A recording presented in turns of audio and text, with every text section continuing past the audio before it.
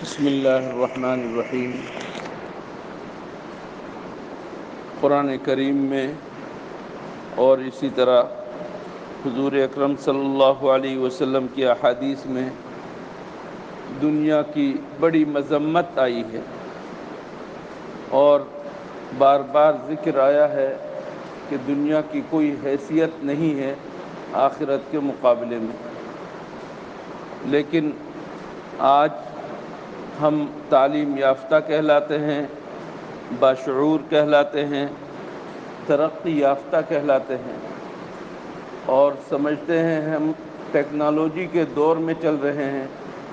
جب ہمارے سامنے دنیا کی تحقیر آتی ہے، دنیا کی مذمت آتی ہے اور آخرت کی فکر کرنے کے بارے میں بیان کیا جاتا ہے، قبر کا ذکر کیا جاتا ہے، برزخ کا ذکر کیا جاتا ہے، آخرت اور قیامت کے مناظر کا ذکر کیا جاتا ہے، تو ہمارے تعلیم یافتہ لوگ مذاق اڑاتے ہیں، یا تو صاف صاف مذاق اڑاتے ہیں اور یا دل دل میں مذاق اڑاتے ہیں۔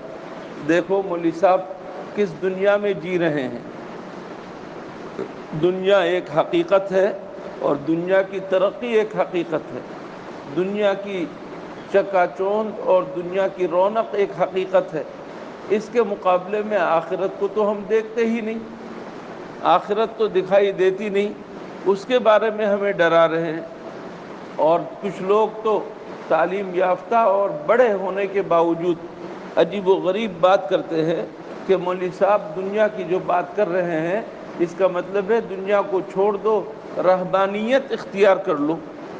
رہبانیت، یہ عیسائیوں کے پوپ اور بڑے پادری یہ دنیا سے بے رغبت ہوتے ہیں، شادی نہیں کرتے، گھر نہیں بساتے اور جنگلوں کی راہ لیتے ہیں، عزلت اور گوشہ نشینی اختیار کرتے ہیں اور سمجھتے ہیں کہ ہم اچھا کام کر رہے ہیں۔ یہ بات اسلام میں نہیں ہے، لیکن یہ لوگ طعنہ دیتے ہیں کہ دنیا کی مذمت بیان کر کے اور آخرت کی تعریف کر کے ہمیں یہ لوگ دنیا چھوڑنے کو کہہ رہے ہیں، اور دنیا کو چھوڑنا گویا کہ رہبانیت کو اختیار کرنا ہے۔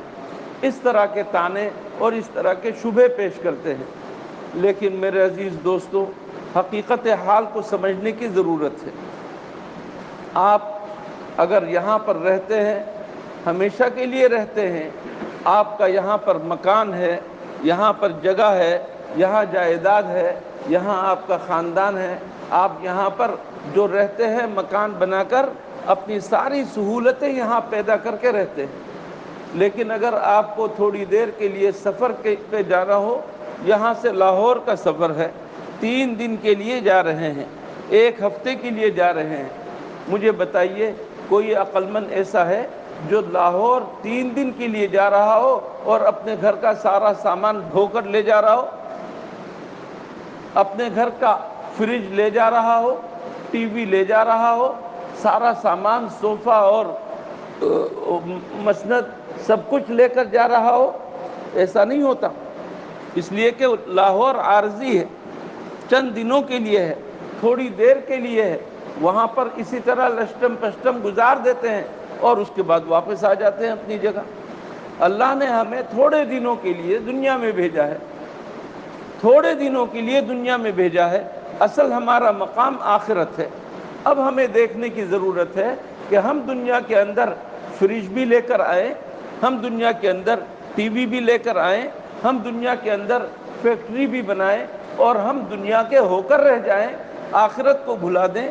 یہ عقل مندی ہے یا یہ کہ آخرت کے لیے ہم سامان تیار کریں؟ یہاں جس قدر رہنے کی ضرورت ہے اسی کے بقدر ہم یہاں رہیں اور اس کا سامان ہم اختیار کریں، اور آخرت میں ہمیں ہمیشہ کے لیے رہنا ہے، وہاں کے لیے ہم تیاری کریں اور اپنے ہاتھ سے سامان بھیجیں۔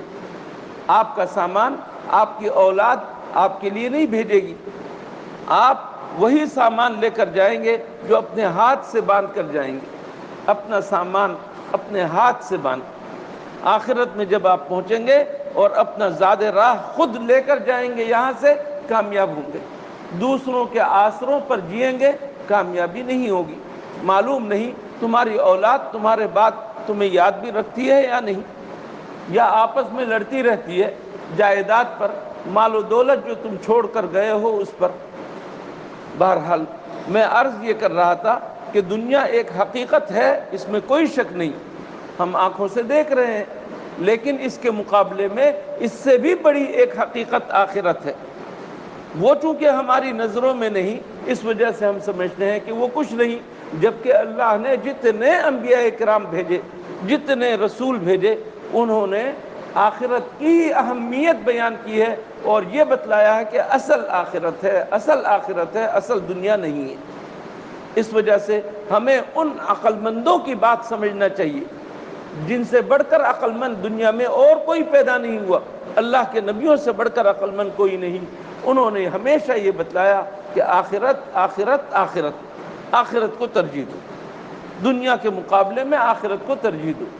اس وجہ سے کچھ دنیا کی مذمت کے بارے میں، کچھ تحقیر کے بارے میں حضور اکرم صلی اللہ علیہ وسلم نے جو احادیث کے اندر ارشاد فرمائی، انشاءاللہ میں آئندہ ان کو بیان کروں گا، اور آخرت کی جو تعریف آپ نے کی، آخرت کی طرف رجوع کرنے کے لیے جو تاکید کی، اس کا ذکر انشاءاللہ میں کروں گا۔ لیکن اس کا یہ مطلب نہیں کہ ہم دنیا میں ہیں تو دنیا سے بالکل بیزار ہو کر رہے، ایسا نہیں ہے۔ انشاءاللہ اس کے بارے میں بھی تفصیل میں آئندہ مجلس میں بتاؤں گا۔ اللہ تعالی ہمیں اس حقیقت کو سمجھنے کی توفیق عطا فرمائے۔ وآخر دعوانا ان الحمدللہ رب العالمین۔ اللہم لک الحمد لا نحصی ثناء علیک انت کما اثنیت علی نفسک